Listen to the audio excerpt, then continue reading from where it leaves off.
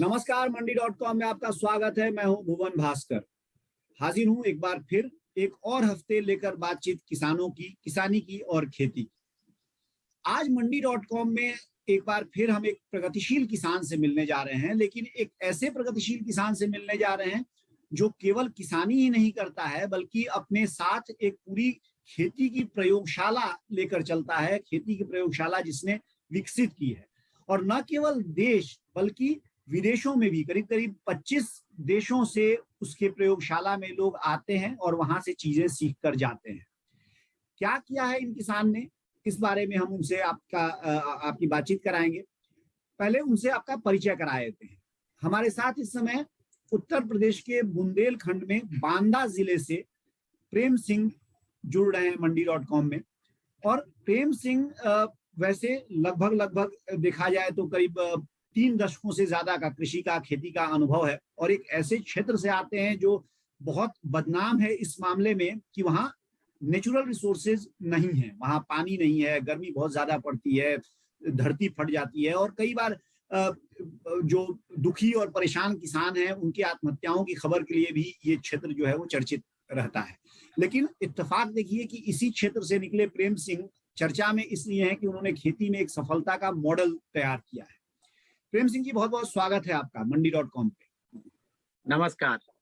तो प्रेम सिंह जी, शुरुआत यहीं से करते हैं कि ऐसे क्षेत्र में जहां खेती एक तरह से अभिशाप के तौर पे कुख्यात है, वहां आप खेती के कारण कैसे विख्यात हो गए? भुवन जी, ये तो एकदम संयोग की बात विख्यात कैसे हो गए, तो ऐसा कुछ हो गया। मैं भी जैसे सारे किसान होते हैं वैसे ही साधारण से किसान परिवार में पैदा हुआ, और 86 में इलाहाबाद विश्वविद्यालय से लौट के आया और ये तय किया कि खेती करेंगे। और 2 साल में मुझे ये पता चल गया कि जिस तरह से हम लोग खेती करते हैं उससे हमारे पास कुछ बचता नहीं है। तो 89 आते आते हमने काफी विकल्पों पर काम करना शुरू कर दिया। उसके पहले तक जो भी हम पैदा करते थे, 2-2.25 लाख रुपया पैदा होता था हमारा, उसमें ज्यादातर हिस्सा हमारा चला जाता था डीएपी, यूरिया, इंसेक्टिसाइड, पेस्टिसाइड और पशु आहार, इस तरह के बहुत सारे चीजें, बैंक की ब्याज, ट्रैक्टर की किस्त, इनमें सब चला जाता था, हमारे पास बचता नहीं था जी। तो हमारे लिए निर्णय लेना था कि हम या तो खेती छोड़ें या तो फिर कोई विकल्प में जाएं। तो विकल्प में काम करना शुरू किया, और मेरा सौभाग्य रहा 2 नामों को यहाँ पर मैं कृतज्ञता पूर्वक लेना चाहूंगा। एक नानाजी देशमुख, 1992 में मैं गया वहाँ, 2 साल उनके साथ रहा, यही एमबीए करने के। पहले मैंने यहाँ से इलाहाबाद विश्वविद्यालय से दर्शन से एमए किया, फिर इसके बाद एमबीए करने चला गया। मुझे लगा कि शायद हम अभी कुछ कम जानते हैं इसलिए सफल नहीं हो रहे हैं। तो 92 में, और वहीं पर श्री ए नागराज जी से भेंट हुई, जो सह अस्तित्ववाद के प्रणेता हैं, और उसके बाद से मेरा पूरा देखने का नजरिया बदल गया। उस नजरिए के बदलाव के बाद जो परिवर्तन आए, उन परिवर्तनों से हम कर्ज से भी मुक्त हुए, और बहुत हमारे 95 2000। प्रेम सिंह जी, मुझे थोड़ा ये बताइए, ताकि मैं चाहता हूं कि हमारी जो बातचीत है वो केवल प्रभाव छोड़ने वाली ही न होके रह जाए। वो दरअसल जो हमारे किसान भाई देख रहे हैं उनके लिए ये लाभप्रद हो सके, वो कुछ इससे जान के और उसको अपनी खेती में भी उतार सकें। तो ये जो सह अस्तित्ववाद से आपने कहा कि आपने जो सीखा, और उसके बाद सब कुछ जो कर्ज था और जो दूसरी मुश्किलें थी खेती की, उससे आप मुक्त हो गए। किया क्या आपने खेतों में, किस तरह से उसको लागू किया? बहुत बढ़िया, बहुत बढ़िया। तो पहला काम तो संतुलन का हुआ। तो हुआ ये कि हम जितना पानी लेते हैं उतना पानी हम रिचार्ज करने लगे, माने तालाब में आ गए, और एक निश्चित हिस्से में हमने बागवानी की, तो हमारा खर्चा भी घट गया, उत्पादन भी बढ़ गया, और आमदनी इकट्ठी, और बाद में इकट्ठा पैसा मिल जाता है, उससे हमें बहुत राहत मिली। तीसरा काम हमने किया, बहुत प्रकार के पशुओं को पाला। मेरी ये समझ में आया कि एक प्रकार की खाद से हम अपने उत्पादन को मेंटेन नहीं कर सकते हैं। तो जितने प्रकार के पशु पक्षी हैं, तो जैसे बकरी प्रजाति की या मींगनी देने वाली जितने पशु हैं, उनमें मिनरल बहुत अधिक होता है। पक्षी प्रजाति के जितना है उसमें कैल्शियम और फास्फोरस बहुत अधिक होता है। और इसी प्रकार से जब हम मछली पालते हैं तालाब में और तालाब के पानी से सिंचाई करते हैं तो 30% उत्पादन ऑटोमेटिक बढ़ जाता है, वो इतना मिनरलाइज और ये होता है। और चौथा काम ये माने जो गाय और भैंस है, गाय में माइक्रोब्स होता है, ये सब लोग जानते हैं, और बाकी जानवरों में कार्बन बहुत अधिक होता है। तो इन सबको मिक्स करके हम खाद में आए, तो हम क्रमशः निकलते गए। इसको मैं अगर नट सेल में कहूं तो ये कि खाद, बीज, पानी और ऊर्जा, ये चारों चीजों में हम सेल्फ सफिशिएंट हो गए थे जी। यानी ये हमारे सब। आपने जिन दो व्यक्तित्वों का नाम लिया प्रेम सिंह जी, जिनको आप धन्यवाद दे रहे हैं, उसमें एक नाम तो बहुत ही चर्चित है और जाना माना नाम है नानाजी देशमुख का। और नानाजी देशमुख ने जब आप ये बोल रहे हैं तो मुझे याद आता है कि उन्होंने ही एक तरह से पूर्ण स्वावलंबित गांव जो है उनका एक अवधारणा उन्होंने दी और बुंदेलखंड में बहुत सारे गांवों को उन्होंने खड़ा भी किया। मैं ये आपसे पूछना चाह रहा हूँ कि आप क्योंकि दर्शन की पढ़ाई करके आए थे और अभी अभी जो बातें आपने बताई हैं वो कृषि से संबंधित बहुत ही वैज्ञानिक तरीके से आपने जो चीजों को देखा, समझा और किया, तो इसमें ये जो शिक्षा आपको मिली या ये जो जानकारियां मिली, इसमें क्या नानाजी देशमुख का जो आंदोलन था उससे आपको मदद मिली या कहाँ से आपने ये जानकारियां जुटाई? देखिए, नानाजी देशमुख से मुझे सामाजिक दायित्वों के निर्वाह पूर्वक ही हम प्रसन्नता पूर्वक रह सकते हैं, ये चीज मिली। ये मेरे अनुभव से आई सर। ये जो चीजें आई ये लर्निंग बाय डूइंग से आई। हम असफल होते रहे, फिर सफल होते रहे। एक प्रकार की खाद बनाई, फिर दो बनाई, फिर 30-40 प्रकार की खादें बनाई हमने। फिर उससे धीरे धीरे आया कि ये सबसे कॉम्पिटेबल खाद है। और मैं ये भी इसमें सभी आपके माध्यम से दर्शकों से कहना चाहूंगा कि सब जगह के लिए एक ही खाद पर्याप्त नहीं होती है। अलग अलग एग्रो क्लाइमेटिक जोन में अलग अलग प्रकार की जो आपके सॉइल नेचर है वो होगा, तो इसमें रिसर्च करनी ही पड़ेगी। ये बातचीत हम जारी रखेंगे और अभी तक हमने आपके प्रकृति और समाज के साथ जो सामंजस्य है, संतुलन है, उस पर ये बातचीत आपसे समझी। अब कार्यक्रम के अगले हिस्से में इस पूरे बातचीत का जो व्यावसायिक पक्ष है, जो कमर्शियल एंगल है, उसको समझेंगे। लेंगे एक छोटा सा ब्रेक। अभी ब्रेक से लौटने के बाद मंडी.com जारी रहेगा प्रेम सिंह के साथ। बने रहिए हमारे साथ, दिखते रहिए मंडी।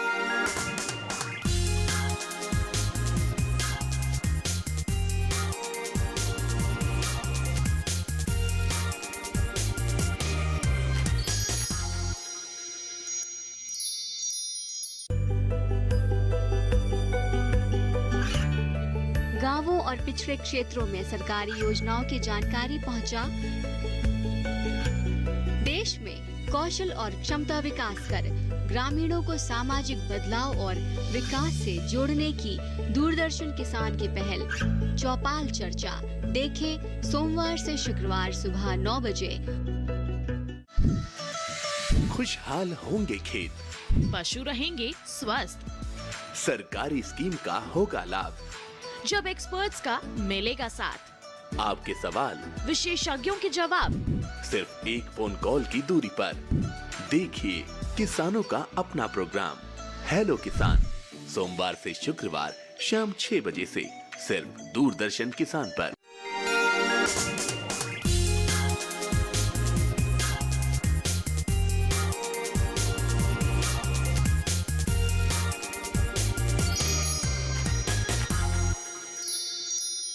एक बार फिर स्वागत है आपका मंडी.com में, और हम बात कर रहे हैं आज प्रगतिशील किसान प्रेम सिंह से, जो हमारे साथ बुंदेलखंड के बांदा जिले से जुड़े हैं। और अभी हमने कार्यक्रम के पहले हिस्से में जाना कि प्रेम सिंह से कि किस तरह उन्होंने बुंदेलखंड जैसे इलाके में, जहां खेती हमेशा एक कठिन काम माना जाता रहा है, वहां पे खेती में कई सारे प्रयोग किए और कैसे उन्होंने बदलाव खड़ा किया। लेकिन इन बदलावों के साथ प्रेम सिंह जी, मैं ये समझना चाहूंगा कि एक सामाजिक दायित्व पूरा करना तो एक बात है, लेकिन जब किसान का जो व्यावसायिक उसकी जरूरतें हैं वो इस खेती से कैसे पूरी होती हैं, या अगर आप मुझे बता सकें कि आपकी खेती कितने एरिया में आपने किया है, जो आमदनी आपकी है वो किस तरह से निकलती है प्रति एकड़ के या बीघे के हिसाब से, अगर आप बता सकें, और कैसे आपने इसको, जिसको कमर्शियल कंपैटिबिलिटी कहते हैं, कि व्यावसायिक रूप से ये सस्टेनेबल कैसे बनाया है। जी, देखिए सर, मैं पूरी अपनी खेती को आवर्तनशील खेती नाम दिया है हमने। उसके 3 स्तंभ है। पहला स्तंभ है सेल्फ सफिशिएंसी। तो 5 चीजों में सेल्फ सफिशिएंसी आपको मैं बता चुका। दूसरी है समृद्धि। तो लाभ नहीं चाहिए, समृद्धि चाहिए। तो समृद्धि के लिए प्राकृतिक नियमों के अनुसार खेती करनी पड़ेगी। तो उसका जो क्रक्स है समृद्धि का, वो ये है कि प्राकृतिक अपनी जमीन की उर्वरता को बिना घटाए हुए खेती करनी है। दूसरा काम उसमें यह है कि जो नियम है उसी के अनुसार खेती करनी। जैसे ही उस नियम को विरोध करेंगे तो उसमें ज्यादा ताकत लगती है, ज्यादा ऊर्जा लगती है, तो और सरल हो जाता है। तीसरी चीज है, हम जो कुछ भी पैदा करें उसको सीधे बाजार न ले जाएं, उसको प्रोसेस करें। प्रोसेस करने के बाद हम मालिक बनते हैं। जैसे प्रकृति से कोई चीज बनती है, एक उदाहरण लेने, जैसे आलू को ले लें हम, तो आलू का बीज मैंने नहीं तैयार किया, नेचर ने दिया। हमने केवल मेहनत की और उसको समय से बो दिया और निकाल लिया। नेचर की वजह से वो मल्टीप्लाई हुआ और ज्यादा हो गया। अभी भी मैं उसका मालिक नहीं बना, लेकिन उस आलू में जब अपना बौद्धिक और शारीरिक श्रम लगाता हूँ, माने उसकी ड्यूरेबिलिटी और उसकी गुणवत्ता बढ़ाता हूँ, तब मैं जाके उसका मालिक बन जाता हूँ। जैसे ही मैं उसका मालिक बना, वैसे ही मैं उसका मूल्य लगा पाता हूँ।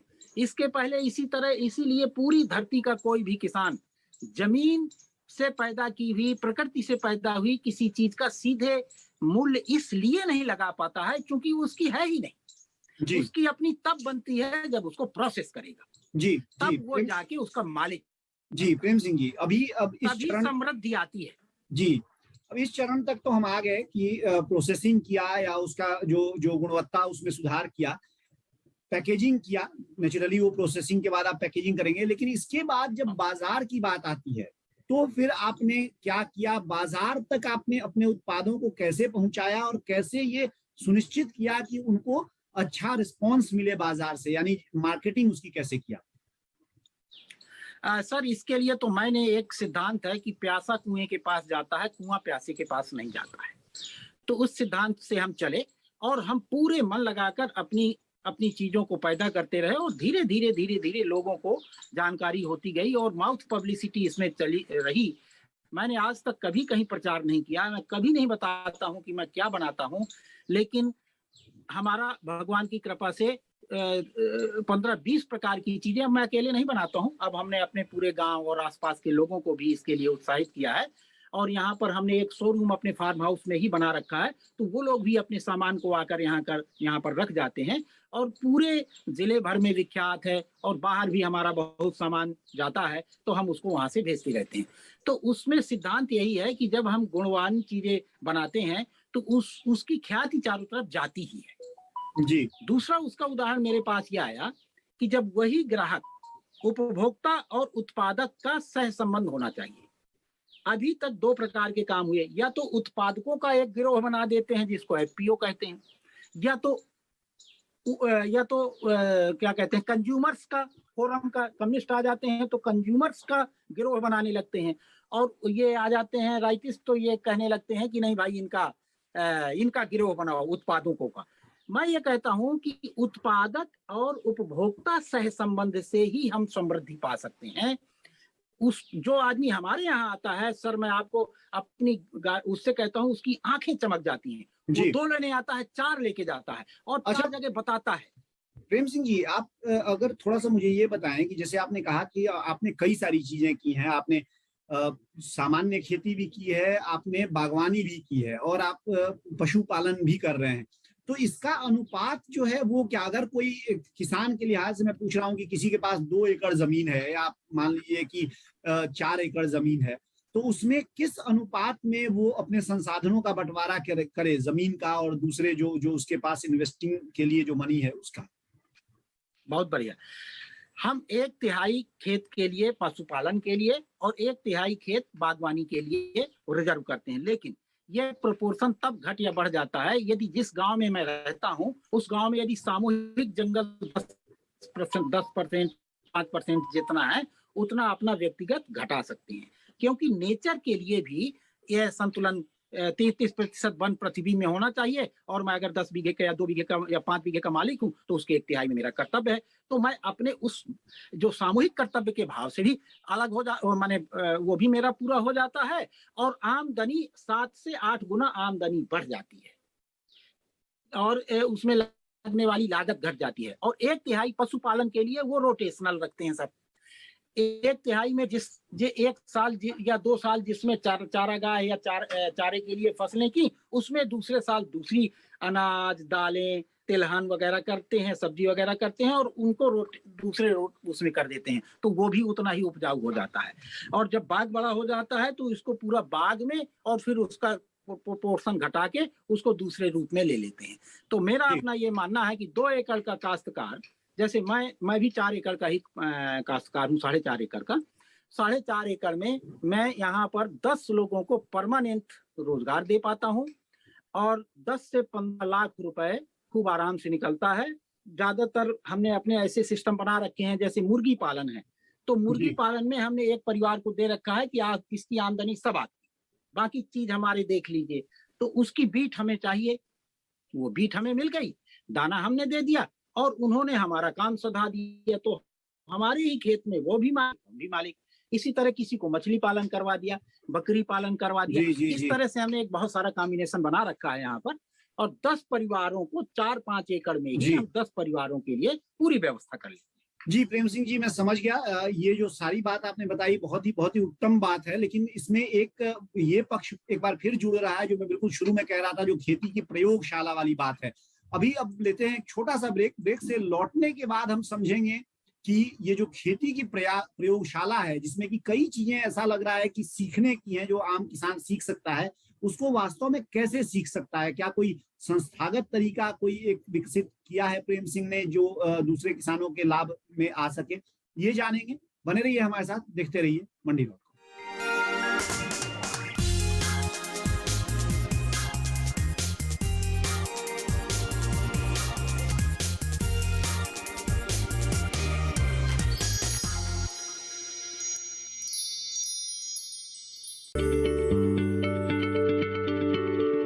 क्या आप किसी बीमारी से परेशान हैं? चाहते हैं डॉक्टर की सलाह? तो हम हैं आपके साथ, बताएंगे आपको जीने की राह। समस्याएं आपकी, समाधान देश के मशहूर विशेषज्ञों के। घर बैठे बात करें देश के जाने माने डॉक्टरों से। हमारे लाइव प्रोग्राम स्वस्थ किसान में हर शनिवार शाम 6 बजे से 7 बजे तक। ये कामयाबी है अन्नदाता की।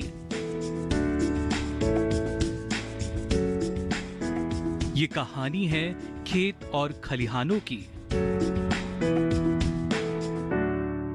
कैसे करें अपने पशुओं की देखभाल, जानिए गांव-गांव के किसानों का हाल। देखिए गांव किसान, सोमवार से शुक्रवार दोपहर 12।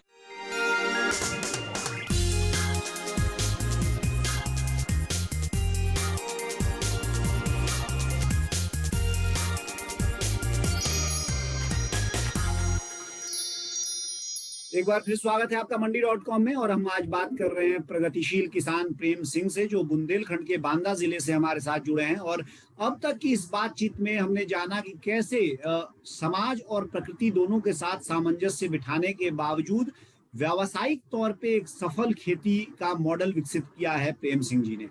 प्रेम सिंह, जो बात अभी ब्रेक पे जाने से पहले मैंने कही थी, उसी को अब मैं सवाल के तौर पे आपसे पूछ रहा हूँ कि जो ये पूरा आपने तंत्र, एक तरह से व्यवस्था विकसित की है, जो सालों का आपने कहा कि हिट एंड ट्रायल बेसिस पर आपने किया, असफल हुए, फिर किया, फिर असफल हुए, और इस तरह से आप एक तरह से ये आपने प्रयोगशाला विकसित की है, और ये तभी आगे बढ़ेगी जब ज्यादा से ज्यादा लोगों तक ये बात पहुंचेगी। इसके लिए क्या कोई एक व्यवस्था आपने बनाई है, कोई तंत्र खड़ा किया है, कोई सेंटर है जहाँ की जो किसान आपसे इन चीजों को सीखना चाहें वो जान सकें, सीख सकें? एक प्रारूप दिया है ट्रेनिंग देने का। तो हमारा 4 दिवसीय 5 दिवसीय प्रोग्राम रहता है, अभी 23 तारीख से फिर होने वाला है। तो उसमें हम 5 चीजों को इकट्ठा करके उसको बताते हैं, इसमें तो नहीं आएगा, वो तो एक बड़ा प्रोग्राम है कि जी 1/3 हिस्सा में बागवानी, दूसरे 1/3 हिस्से में पशुपालन। ये छोटे बड़े के डिजाइन बदल जाएगा, लेकिन इनका रेशियो नहीं बदल सकता है, जी जी क्योंकि जी हमें चाहिए खाद, बीज, पानी वगैरह सब। और तीसरे उसमें खेती अपने लिए करना है, माने अपने घर के लिए खेती करना है, और घर में जो जो लगता है, दालें, अनाज, सब्जी, तिलहन, मिलेट्स, जो कुछ भी चाहिए वो पैदा करें खेत में। और जो अपने खेत से बचे, ये चौथा स्टेप है, उसको प्रोसेस करें। बिना प्रोसेस करे बाजार में जाएंगे तो किसान कभी भी आबाद हो ही नहीं सकता। और जो प्रोसेस करने से अपने से बचे, उसके वो सीधे उपभोक्ता पर कैसे जाए, उपभोक्ता से संबंध बने। ये 4 स्टेप हुए, उपभोक्ता के लिए बनाए। जी प्रेम सिंह और जी, 5वां जो अनिवार्य स्टेप है, एक बहुत अनिवार्य है सर इसमें, 5वां स्टेप बहुत अनिवार्य है, जो पूरी दुनिया में जिसको घटा दिया जाता है कि जी जी कि जो भी मेरे घर में आए उसका एक हिस्सा मेरे पड़ोस के न्याय, शिक्षा और स्वास्थ्य से वंचित लोगों के में बटे। जब तक सामाजिक दायित्वों की पूर्ति नहीं किसान करेगा, कभी समृद्ध हो ही नहीं सकता। इसलिए हमने अपनी खेती में 5वां स्टेप इसको जोड़ के रखे। जी जी जी प्रेम सिंह, क्योंकि अब हमारे पास समय बहुत ही कम है, तो मैं आपसे चाहूंगा कि बहुत संक्षेप में आप ये जवाब दें। आपने कहा कि उपभोक्ताओं से जुड़ना बहुत जरूरी है, लेकिन आपने पहले ये भी कहा कि आप क्योंकि गुणवत्ता ऐसी देते हैं कि उपभोक्ता खुद खोज के आपके पास आ जाते हैं।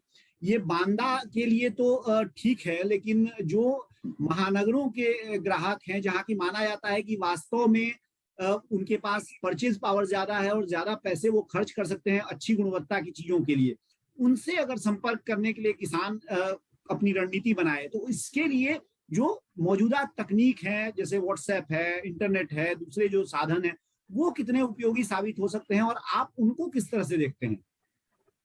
देखिए, टेक्नोलॉजी तो हरदम स्वागती है और भेजने में इनका उपयोग कर सकते हैं, लेकिन उपभोक्ता और उत्पादक का अगर रिलेशनशिप नहीं होगा तो खाने की पवित्रता प्यार नहीं होगा। पवित्रता प्यार से आती है, जी जी जी प्यार से आती है। मैं समझ गया प्रेम सिंह जी, यानी कुल मिला के जो आप कह रहे हैं, कुल मिला के जो आप कह रहे हैं उसको मैं समअप करूं अगर, तो किसान निश्चित तौर पे समृद्ध होगा, लेकिन वो समृद्धि लाभ को लोभ तक न लेके जाएं, और वो अपने समाज और प्रकृति के प्रति जो जवाबदेही और जिम्मेदारी है उसको ध्यान में रखते हुए अगर किसान अपनी किसानी करता है, तो निश्चित तौर पे उसको समृद्धि भी मिलेगी और वो समाज और प्रकृति के लिहाज से लाभदायक भी होगा। ये कहना है प्रेम सिंह जी का। बहुत बहुत धन्यवाद प्रेम सिंह जी। हमारा समय अब समाप्त हो गया है, इसलिए मंडी.com से मुझे लेना पड़ेगा इजाजत। आपका बहुत बहुत धन्यवाद आज हमारे साथ जुड़ने के लिए। धन्यवाद। ये थे प्रेम सिंह, बुंदेलखंड के बांदा जिले से, जो हमारे साथ जुड़े थे। फिलहाल अब मुझे मंडी.com से दीजिए इजाजत, लेकिन जाइएगा कहीं नहीं, बने रहिए, देखते रहिए डीडी किसान, क्योंकि डीडी किसान पर कार्यक्रमों और खबरों का सिलसिला जारी है। आपकी राय हमारे लिए बहुत महत्वपूर्ण है। आप हमारे टोल फ्री नंबर पर कॉल कर सकते हैं और अपनी राय दे सकते हैं। साथ ही आप ईमेल के जरिए भी हमें अपनी राय दे सकते हैं। हमारा ईमेल पता है ncdexmandi@gmail.com।